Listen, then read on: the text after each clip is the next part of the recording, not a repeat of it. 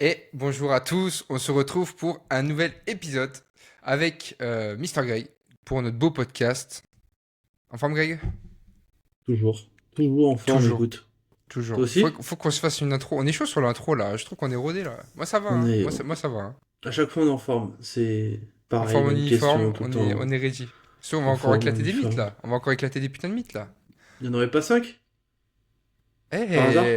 Tu commences à. Ça Eh. joue. Ouais, 5 mythes aujourd'hui encore. 5 mythes sur l'entraînement. Et un petit Parce like? que En commentaire, peut-être? Hein? Ah, un petit like, un Direct? commentaire? Allez les gars, let's go. On compte sur vous. Cliquez fort Allez. sur ce bouton. Plutôt deux fois. Non, pas plutôt deux fois, parce que si vous faites deux fois, ça va enlever le like. Cliquez une 3! fois très fort. Cliquez trois fois, une fois ou trois. Il faut que ce soit impair, ok? Ouais. Concentrez-vous les gars, s'il vous plaît. Vous savez compter vos répétitions, comptez bien. Soit une fois, soit trois fois, soit cinq.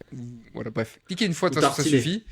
Vous cliquez une fois et vous mettez un petit commentaire. Vous mettez une petite lettre. Juste une lettre. Ouais, Référencement, les carrément. gars, mettez-nous bien. Faites-le kiffer. Faites-vous kiffer. Du coup, on est parti. On est parti Allez, pour ces petits vamos. mythes sur l'entraînement. Let's go. Il faut changer son programme tous les 4 semaines, Greg. Est-ce que toutes les 4 semaines, tous les mois, là, est-ce qu'on change pas notre petit programme, là? Bah, pourquoi pas? Je vais m'ennuyer, Hein? Greg. Si tu me changes pas le programme tous les mois, je vais m'ennuyer, mec. Je te le dis. Mais Donc, on va le faire, on va le faire. moi, je veux Donc, prendre du c'est bon, on muscle, change. ok? Moi, je vais être énorme. Je vais être Bah, énorme. Donc, bah, moi, je veux que tous les mois, tu me changes mon programme. faut même le Bon, changer plus fréquemment que ça, toutes les semaines. bon, blague à part. Non, blague à Yes. part, ouais.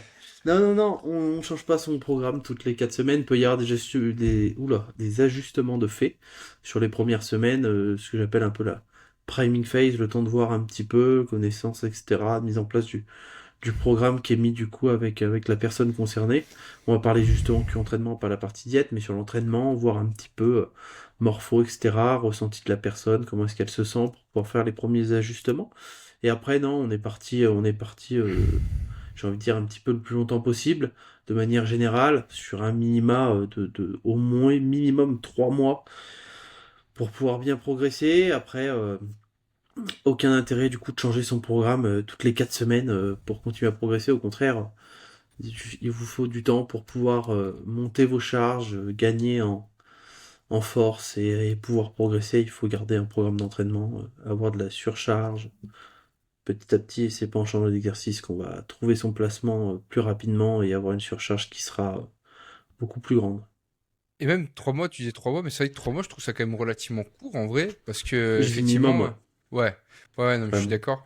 Mais effectivement, moi, ce que j'aime bien toujours dire à mes élèves, je leur dis tout le temps, et même quand je présente un petit peu mon accompagnement et tout, que faut pas qu'ils s'attendent à ce que le programme change tous les mois. Le but ici, si le but c'est d'hypertrophie, c'est de prendre du muscle, que ce soit pour une perte de gras, que ce soit pour, je sais pas, une recomposition corporelle ou pour prendre de la masse musculaire. Moi, je le dis tout le temps, hein, un coach qui vous change votre plan tous les mois, il vous sabote, hein. Vraiment, il vous sabote littéralement. Moi, ce que je dis du coup, c'est que les seules conditions pour lesquelles on va changer une programmation, je vais donner des grosses lignées, mais typiquement si vous avez des douleurs sur un mouvement, parce que même malgré qu'on ait passé sur les exécutions, pareil, vraiment zéro feeling, parce qu'effectivement, peut-être qu'anatomiquement, vous avez vraiment zéro feeling, vous n'êtes pas confortable malgré les ajustements, etc. Si, par exemple, vous avez beaucoup de mal à progresser dessus, vraiment c'est un exo où je sais pas, vous avez, voilà, peut-être on peut le lier un peu au feeling aussi, mais typiquement si vous avez du mal à progresser dessus, et si on fait des changements de focus. D'accord? On s'était dit, telle phase, on va focus, je sais pas, les faisceaux latéraux, on les a rattrapés. Bah, ça fait peut-être sens d'aller mettre un peu plus de volume ou d'accentuer peut-être sur une autre zone qu'on a prédéfinie. Donc là, à ce moment-là, oui, on va changer les exercices. Mais toi comme moi, il y a des exos qu'on a depuis des années parce qu'ils nous conviennent extrêmement bien. On est devenu très fort dessus d'ailleurs. Et on continue quand même à gratter des reps, à progresser. Et c'est ces exos qui sont les meilleurs pour nous. Je veux dire, si on les enlève, c'est ceux qui risquent, en les enlevant, de nous faire perdre le plus, entre guillemets, de masse dans l'ensemble. Tu vois ce que je veux dire? Un exo que t'enlèves, je sais pas, je prends un rowing bûcheron où t'es extrêmement fort dessus, pour ton dos, pour tes bras, etc.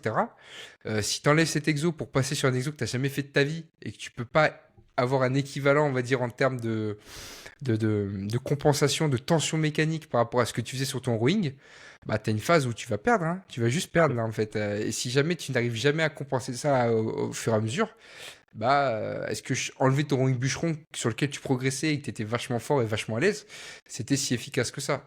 Mais pas forcément. C'est pour ça que moi, j'aime bien toujours rapporter le fait que un programme d'entraînement, il peut s'adapter, il peut changer, mais dans des conditions particulières.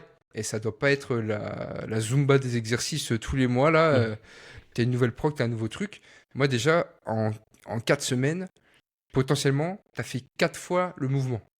Si tu fais une fois ton mouvement par semaine, grosso modo, tu l'as fait 4 fois. En 3 mois, tu l'as fait 12 fois. Je veux dire, en 12 fois, 3 séries, par exemple, je dis une connerie, je sais pas, entre 8, 12, 15, 20 répétitions en fonction des exos. Ton nombre de reps total, il est tellement léger. Il y a à peine ton schéma moteur qui s'y met en place. Et encore, Oui. ça dépend de ton niveau de pratique, bien sûr. Il y a des mecs, si tu as avancé, peu importe ce que tu vas prendre, ça va vite connecter, tu vas vite pouvoir lift.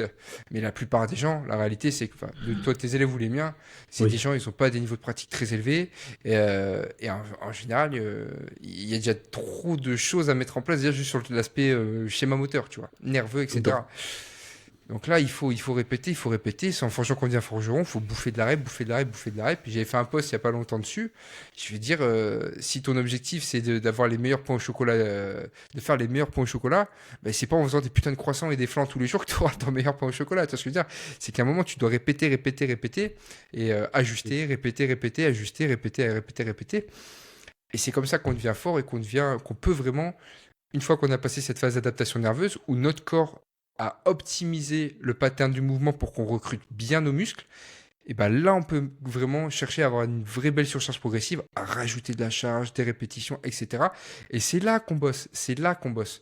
C'est pas sur cette phase, en fait, vraiment d'apprentissage. Alors, bien sûr, on apprend, mais on va prendre de la force parce que notre corps optimise le mouvement par lui-même, par le recrutement des muscles, l'influx nerveux qui va utiliser plus de fibres musculaires pour pouvoir tirer les charges. Mais fondamentalement, t'es pas plus musclé. On le voit bien, hein. Les mecs, moi je vois bien, j'ai un élève là, et on a commencé à développer couché littéralement. Il y a un mois pile, il prenait 4 par main. Tu vois, vraiment 4 ou 6. Parce que, et vraiment, je te jure, ça branlait dans le manche, mais il avait une proprioception qui était mais négative. Et littéralement, Normal. 5 semaines après, là il a déjà les 14 dans chaque main, et le mouvement, il est chirurgical. Tu vois ce que je veux dire? Et il a fait 5 fois le mouvement, tu vois ce que je veux dire? 6 fois le mouvement peut-être. Et c'est pas qu'il a pris une tonne de muscle hein, pendant ce pattern-là, ce moment-là. Non, c'est juste qu'il a tout se connecte de plus en plus. À force de répéter, son corps s'habitue. Il se met en place beaucoup plus facilement. Il arrive à beaucoup plus générer, on va dire, de connecter entre guillemets tout ce qu'il faut pour que le mouvement soit plus optimal. C'est pour ça qu'au début, c'est jamais beaucoup de force qu'on gagne, même si on devient rapidement plus musclé. Mais c'est juste ces connexions nerveuses qui se font et qui nous rendent plus forts. Bref, je suis parti un petit peu loin dans le raisonnement, je suis désolé, mais c'est juste pour Bon. vous expliquer à quel point c'est important de répéter, répéter, répéter, tant que ça marche, tant que vous n'avez pas de douleur, etc., etc. Sinon, bah, on fait des adaptations dans ces conditions. Voilà. Monologue, monologue. Ouais. Parfait. Monologue de Ah, 10 sorry, là, minutes. là je Pas sais grave. pas, j'ai rap God, là, c'était parti, là. J'étais parti. Bon, du coup, on enchaîne. Ça va être à toi, là. Celle-là va te plaire aussi. Plus une séance est longue, plus elle est efficace. Non. Attends. Non, non, non, non, non, ça Allez, sert non, à moi rien. non plus, je suis pas d'accord. Je suis pas d'accord. Question suivante. Je Non, compte- non, non, ça change à rien que votre séance plus elle est longue, plus elle sera efficace, aucun intérêt. Dans tous les cas, il faut garder les basiques. Les basiques, c'est quoi? C'est de mettre de l'intensité lors de vos exercices, d'avoir une surcharge qui soit progressive. Et après, une séance qui dure 3 heures sera pas plus efficace, même moins efficace qu'une séance qui dure 1 heure et demie. Forcément, des mouvements où ça demande un nombre de répétitions qui sont un peu plus courts, donc avec des charges un peu plus lourdes, forcément le temps de repos sera un peu plus grand. Mais après, sur des mouvements d'exercice qui vous demandent une charge qui reste lourde à chacun, mais avec un peu plus de répétitions, forcément, des fois, le temps de repos sera un petit peu moins long, mais dans tous les cas, il faut garder de l'intensité, et c'est pas parce que vous avez fait 4 heures de séance que vous progresserez plus que quelqu'un qui en a fait 1 heure et demie. Au contraire, vaut mieux faire 1 heure et demie à fond que 4 heures comme ci, comme ça. Vous avez fait 1 heure et demie, vous savez que vous allez vous entraîner pendant 1 heure et demie, mise à la rue, 1 heure et demie, vous rentrez, vous avez d'autres choses à faire. Restez pas 4 heures à la salle pour rien faire. Aucun intérêt. On le sent. Et on le sent. De toute façon, tu le sens quand ce que tu fais, c'est plus productif. En vrai, tu peux. Je pense qu'on a tous Oui, fait des séances comme ça où on restait un peu trop longtemps. Et à la oui, fin, tu le sens qu'en fait, ce que tu fais, là, t'es plus focus. Tu fais pour faire. Et alors, quand tu fais pour faire, justement, cette énergie, il est pas bien investi, là. Là, ce que tu es en train de faire, ça sert à rien. Moi, je vois toujours ça un peu comme si tu avais une jauge d'énergie de 100. Oh, une fois que tu as mis tout ce que tu avais à mettre, c'est rideau, hein. Tu peux pousser dans le négatif, hein. De toute façon, tu vas pas mourir. Mais genre, tu vas pas crever à la salle, hein. C'est pas d'un coup, là, t'es fatigué, tu vas mourir. Non, tu vas pas mourir. Tu peux continuer à l'infini, mais tu peux t'entraîner littéralement toute la journée. Mais en fait, juste tu perds ton temps. En fait, tu es juste littéralement en train de perdre ton temps.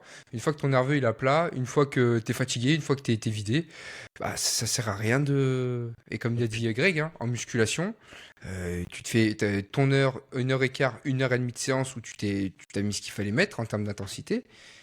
Et c'est terminado, hein. Et c'est terminado, vraiment, hein. Là, vous avez des vies à côté, aucun intérêt de rester 4 heures, quoi. Vous avez autre chose à faire. Enfin, autant y aller 1 heure et demie à fond, c'est 1 heure et demie où vous êtes dans votre bulle, et c'est tout. Mise à mort, fini, on rentre. Et le problème de ça, en plus, c'est que c'est vraiment un cercle vicieux très fort parce que si vous y restez trop longtemps pour faire ce qu'on appelle du junk volume ou même du volume poubelle, en fait, juste de faire des répétitions vides, ça va même impacter votre récup pour le lendemain, en fait, typiquement. Oui, Parce que vous êtes en train de dépasser, comme je vous dis, cette petite jauge de 0 à 100. Vous allez vous mettre à -10 ou à -15, admettons, sur votre au niveau de votre énergie. Mais ça, pour le rattraper, le compenser, le lendemain, vous allez commencer avec votre jauge à 80 peut-être, hein. Et alors là, quand vous êtes dans cette boucle-là, bah là, vous juste, en fait, vraiment, vous perdez énormément votre temps. Votre nerveux récupère très peu, très mal. Et même votre journée, franchement, vous êtes léthargique pour rien. Enfin, je sais pas, oui. j'espère que, voilà, il y a d'autres choses à faire aussi au quotidien.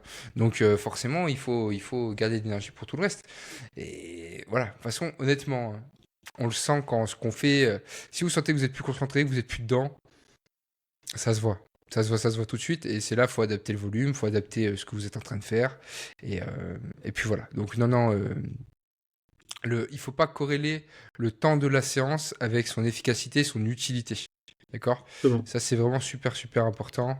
En musculation, honnêtement, à part si votre niveau de pratique est très élevé, avec des temps de repos qui peuvent être plus élevés, et que c'est votre métier, ouais, on peut faire des séances peut-être des fois de 2 heures carrément. Mais la réalité, c'est que pour la plupart d'entre nous, 1 heure, 1 heure 30 déjà, en fonction Oui, de votre investissement, ça joue quoi. Ça ça joue. fait le taf. On Voilà. parle vraiment de séance, on parle pas de cardio à côté, on parle vraiment de Non, séance non, on muscu parle pure. juste de la séance musculation pure et dure. Clairement, clairement. Ça va faire de la fatigue inutile, du volume poubelle. Inutile, vraiment. Et puis, cette énergie utilisée dans d'autres choses sera bien plus productif. Et surtout, gardez-la pour le lendemain pour vraiment vous faire une séance des enfers. Tu vois ce que je veux dire? Ce petit truc. Bref, voilà. On a fait un petit peu le tour là-dessus parce que, honnêtement, ça, c'est pareil. Il y a des gars, ils y vont 3 heures à la salle. Franchement, bon. Après, tu parles, tu fais tes trucs, tu fais ce que tu veux. Bon, après, soit tu veux progresser, soit Oui, tu. tu veux parler. Voilà. Et après, je dis pas qu'il faut pas parler, hein. C'est aussi un lieu social, la salle de Non, sport, c'est très important.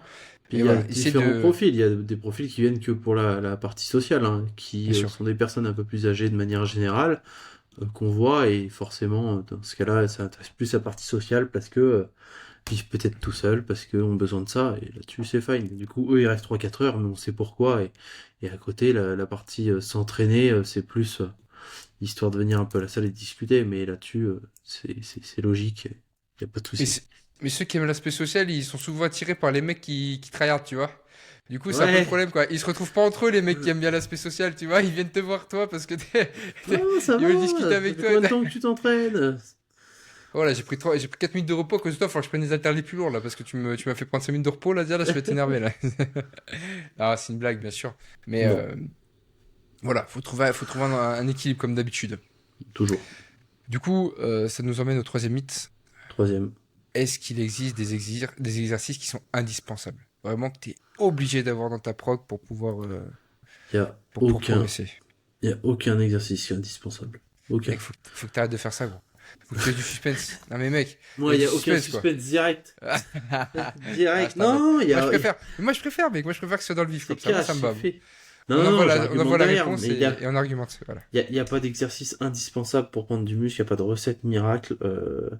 Non, non, non, votre morphologie, vous serez plus à même à faire certains patterns d'exercice par rapport aux insertions, et votre morphologie différente l'un et l'autre. C'est pour ça que ça reste un sport qui est individuel sur le papier par rapport à ça. Des exercices que moi je peux faire, que Rémi pourra faire aussi dans tous les cas, mais sur lequel n'aura peut-être pas la même tension mécanique, et sur lequel je serai peut-être plus fort, lui sera peut-être un peu moins fort sur un exercice qu'un autre, et aura pas la même charge de progression de manière générale. Mais il faut que ça reste propre à chacun pour les exercices, et il n'y a pas d'exercice indispensable. Il n'y a pas d'exercice à bannir non plus, bon, sauf certains à l'époque qui servent à rien. On peut en citer un disque PEG, faut le foutre à la poubelle, mais Mais c'est il y quoi en a déjà quand celui même. en anglais, celui-là, déjà? Le Squeeze Je sais- Press. Ouais, mais il y en a, ils font peur, quoi. Je vois encore des gars qui font de la coiffe des rotateurs avec un haltère comme ça. Je me dis, le centre de gravité, ils le connaissent toujours pas, quoi. Ça, faut s'incliner pour le faire, les Newton, gars. S'il vous plaît, Newton, les inclinez-vous, gars. hein. Mettez-vous, prenez Incliné un sur un banc, banc. inclinez-le, Ben vous oui. tenez comme ça et vous faites vos Hellfly, là. Ben c'est simple, de toute façon, tu vois par rapport à la gravité, tout simplement. Mais non, il n'y a pas d'exercice indispensable pour prendre du muscle. Tous les exercices sont bons, s'ils sont bien exécutés, s'ils vous correspondent par rapport à vous. Mais il n'y a pas de un banger parmi tant d'autres. Voilà. C'est toujours pas, il faut qu'il y ait une justification, quoi. Si juste Oui, c'est le meilleur exo pour que ce soit le meilleur exo, de toute façon, quand dans la phrase il y a meilleur, déjà il y a Anguille sous roche. Il y a puis Anguille mon sous meilleur roche. exercice sera peut-être pas celui de Rémi, hein. Mais oui, et c'est ça, en fait, juste sur ça. Et puis, vous savez, même si on s'y connaît rien, même si on n'y connaît rien, quand on connaît rien à tout ça, votre corps, il va vous montrer des signaux euh, pour vous dire que c'est quelque chose qui vous correspond. Un exercice où t'es nul, bah tu vas pas l'aimer parce qu'en fait ton corps il est nul pour faire le mouvement, tu le sens que c'est pas naturel, tu sens que t'es éclaté et tu vois Greg lui il va kiffer parce qu'il sent trop fort, il a les leviers, il est trop bien, il sent trop à l'aise dedans alors qu'il peut même pas estimer pourquoi il aime bien le mouvement mais juste son feeling de ce qui se passe dans son corps quand il le fait, il y a tout qui est aligné quoi. Il y a tout est bien, tout est nickel. Toi t'es là, il y a rien qui va.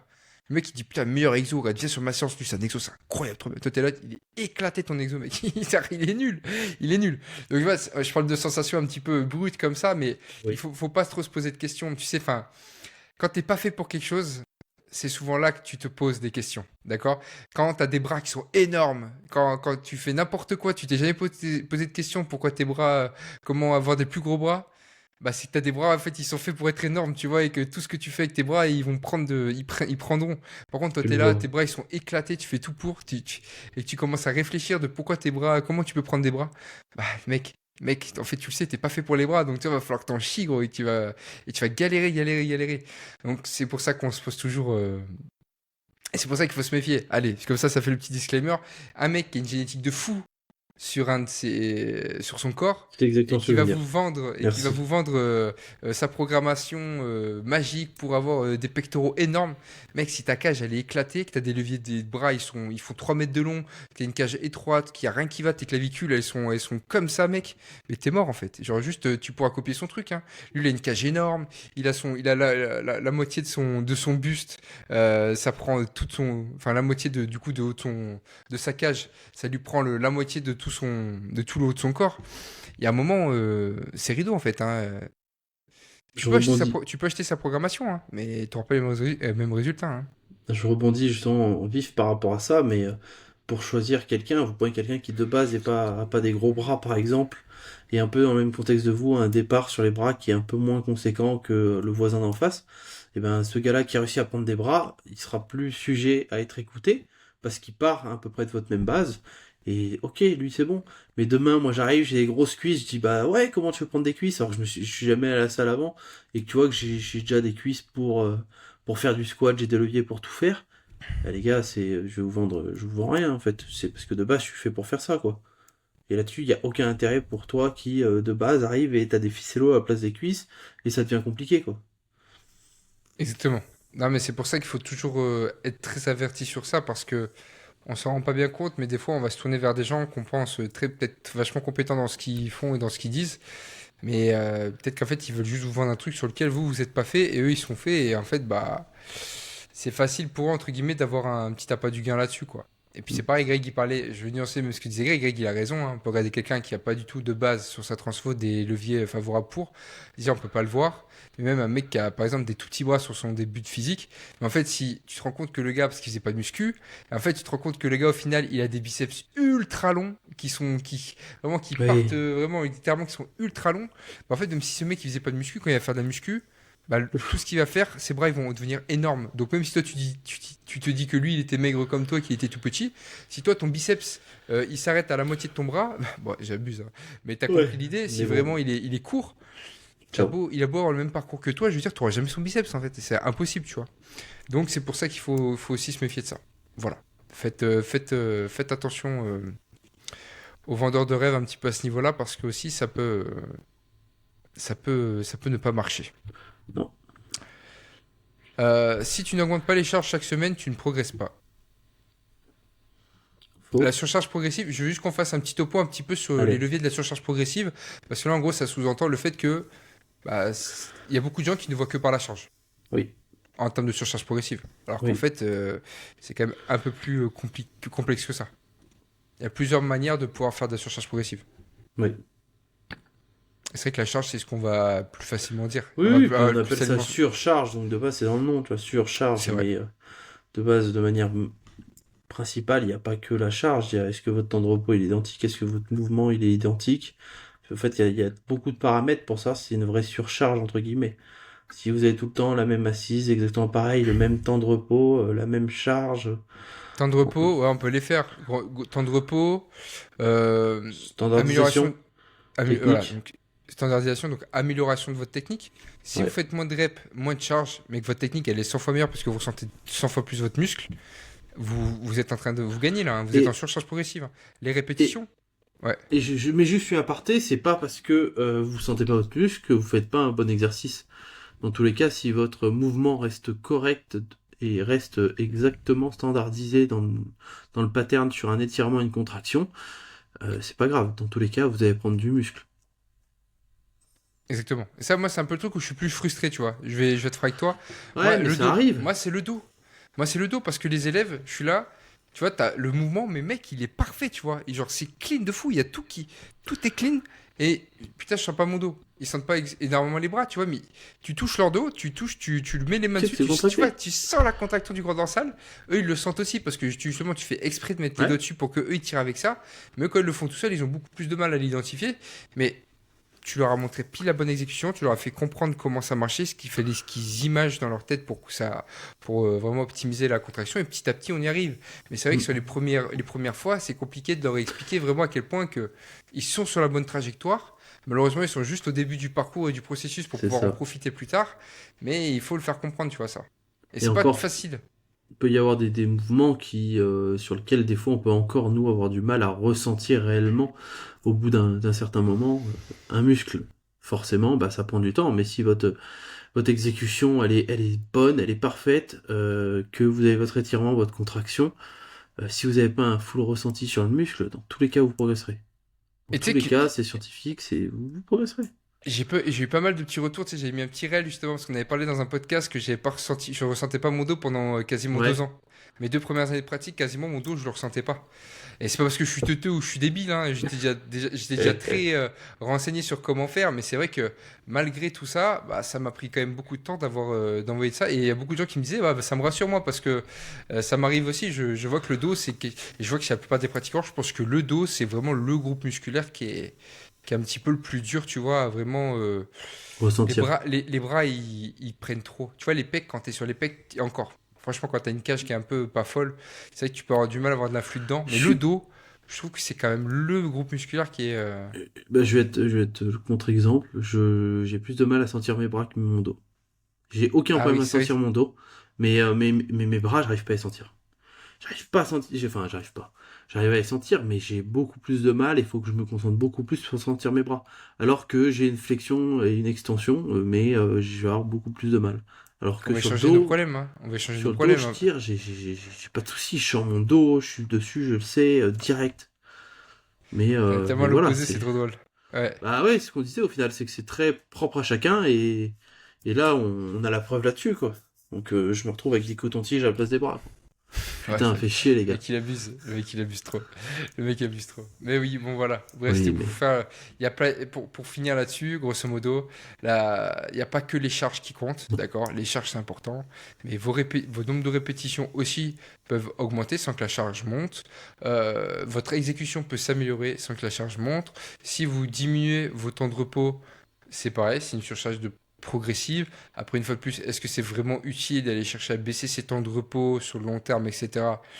Pas convaincu, on va quand même plus souvent avoir tendance à vouloir les augmenter pour pouvoir les chercher à mettre plus lourd encore, pour un peu plus récupérer, pour pouvoir progresser un peu plus en termes de charge, parce qu'on sait que la tension mécanique est un des plus gros facteurs de l'hypertrophie. On vous l'a répété je sais pas combien de fois, mais on le remet quand même là, la tension mécanique c'est cadeau. Donc oui, on va toujours plus avoir cette envie de mettre plus lourd, entre guillemets, que d'aller venir réduire les temps de repos tout simplement. Oui. Voilà, bon, je pense qu'on a fait un petit topo là-dessus, c'est Ouais, pareil, on carrément. a déjà quand même pas mal parlé dans d'autres épisodes et tout, mais c'est pour vraiment arrêter d'être focus que sur la charge, répétition, technique, amplitude, contrôle, proximité de l'échec, etc. Il y a plein de manières de pouvoir aussi améliorer la qualité de travail qu'on fait pour surcharger progressivement. Voilà. Carrément. Ça là j'aime bien parce que il y a beaucoup de gens qui s'entêtent et ça parlait sur le fait des douleurs dont on parlait tout à l'heure. Si un exercice est inconfortable pour toi, il faut absolument persister. Oui, complètement. J'aime bien cette réponse. C'est parfait. Il On faut finit là-dessus, se Rideau? casser une articulation. Non, non, non, bah non, non, s'il y a des contraintes articulaires sur un exercice En fait, je vais nuancer là-dessus parce qu'il y a inconfortable et inconfortable. Inconfortable parce que cet exercice est dur dans le sens où il vous met en difficulté, brûlure musculaire, pas de contraintes articulaires. Ça, là-dessus, c'est parfait. J'ai envie de Aucun dire, problème. c'est royal. Mais forcément, ça sera dur. Forcément, ça peut être inconfortable. Souvent chez les débutants, parce que c'est le début, sensation de brûlure, compliqué, courbature derrière, etc. On se dit putain, on a un peu mal, etc. Mais si c'est inconfortable dans le sens où c'est articulaire, sur des patterns de mouvements qui vont mettre en contrainte certaines articulations, genoux, épaules, bah là du coup ça devient beaucoup plus problématique. Il faut pas persister dessus, il faut revoir premièrement la technique avec votre coach ou vous-même, vous filmez, voir, vous filmez de face, de profil, un petit peu de trois quarts, pour voir exactement votre technique. De toute façon, vous regardez, vous analysez, et si ça se trouve, votre technique, premièrement, elle est pas optimale. Regardez si vos leviers sont bons pour faire ce mouvement. Si ça se trouve, vous avez une amplitude qui est beaucoup trop par rapport à ce qu'elle devrait être. Donc tout ça, il faut déjà commencer par regarder. Et après, peut-être se dire, bah, une fois que ça s'est checké et que c'est ok, peut-être que c'est pas un mouvement qui est spécialement fait pour vous. Donc, qu'est-ce qu'on va faire? On va peut-être changer d'exercice. Et peut-être avec des variations d'exercice et des mouvements d'exercice. Si on prend un pattern de squat, sur un back squat, il y a beaucoup d'alternatives maintenant, que ça soit en machine avec un belt squat, qui fait qu'il n'y a plus de pression au niveau des épaules, que la charge au niveau du placement des pieds, vous serez beaucoup plus à l'aise par rapport à ça. Il y a le front squat par rapport au levier, qui est aussi vraiment pas mal, qui est totalement différent. J'en Le passe, il y a hack, le beaucoup hack, d'exercices. Mais un oui, hack squat, pendulum, pareil. enfin, il y a Pendulum, beaucoup etc. d'exercices qui font que... donc non, il faut checker, il faut regarder, filmez-vous, reposez-vous les bonnes questions si vous êtes bien aligné, si la technique est bonne, si la technique est ok, ok, cool. Peut-être que, bah, au final, l'exercice ne convient pas par rapport à vos segments, par rapport à une amplitude qui est pas adéquate par rapport au mouvement, quoi. Yes, moi je vais apporter deux petits éléments de réponse pour conclure là-dessus, mais juste pour revenir sur ce que disait Greg, mais n'abandonnez pas trop vite, d'accord? Il y a des gens littéralement, ils testent leur première séance, ils testent un exo, ils me font ça, j'y arrive pas, ça j'aime pas, ça je veux pas. Ok, it's ok. Réessaye, répète, et très souvent, en fait, tu te rends compte que la personne, elle va s'habituer, on va corriger, on va avancer, on va progresser. Au final, il n'y a aucun problème. Donc, laissez-vous du temps aussi, laissez la chance aux exercices de les essayer, de les comprendre aussi. Et là, après, on pourra vraiment voir s'il y a un problème. Après, une fois de plus, comme a dit Greg, si c'est musculaire, si c'est juste parce que l'exo, il vous fait du mal. Moi, je vais prendre l'exemple des fentes bulgares. Tout le monde me dit qu'ils détestent les fentes bulgares. Mais tous mes élèves, ils ont tous des fentes bulgares et ils me disent tous qu'ils le détestent cet exercice. Mais c'est le meilleur en fait. C'est juste parce que c'est le meilleur en fait. Vous le détestez, mais parce qu'il il vous met dans un inconfort musculaire qui est fort, qui vous challenge, même dans votre cardio, etc. Et donc c'est pour ça que vous le détestez, parce qu'il est dur, parce qu'il est violent. Mais fondamentalement, vous le savez que c'est le meilleur exercice, que c'est un très bon exercice. Et ça voilà, je voulais venir sur cette aparté-là. Et la deuxième, du coup, si vous avez vraiment une douleur, mais en fait, c'est pas en continuant, en mettant plus en plus de charges que ça ira en s'améliorant. Non, ça va mal finir. On le sait que ça va mal finir. Oui, C'est pas vous dire que quand vous allez mettre 20 kilos de plus de chaque côté, ou je sais pas, sur votre charge là, que ça ira mieux, vous aurez moins mal. Bah non, ça marche pas comme ça. Vous aurez encore plus mal, ça va être de pire en pire, bah, jusqu'à ce que ça casse. Et puis quand ça aura cassé, vous direz, ah putain, mais je comprends pas, c'est bizarre. Bah, si t'inquiète pas, tu sais très bien. Il y a pas de. oui, puis c'est pas c'est- parti c'est- pour 2 semaines, non. C'est Oui, parti pour oui. plusieurs mois. Souvent, quand on arrive là, c'est que ça traînait déjà bien. Donc voilà, c'est juste les deux petits éléments que je voulais apporter là-dessus. Oui, Si c'est autre chose que musculaire, si c'est articulaire, si c'est tendineux, si vous sentez qu'il y a des surétirements qui sont pas, vous sentez que ça vous fait pas du bien du tout, voilà, parlez-en. Oui. On est dans notre domaine, dans la musculation, on a une boîte à outils d'exercice qui est folle. Donc, on peut adapter énormément, énormément, énormément et trouver des choses qui conviennent un petit peu mieux, etc., etc. Bon, écoute, je pense qu'on est pas mal pour celui-là aussi. Ouais, carrément. Ouais. Hein? On est Merci plutôt à bien. toi, une fois de plus, Greg, pour tous ces éléments de réponse. Merci Merci à toi. tous d'avoir pris le temps d'avoir écouté ce podcast. On vous souhaite une très belle journée, une très belle soirée. Et puis, on vous dit à la semaine prochaine. Ciao! Allez, ciao.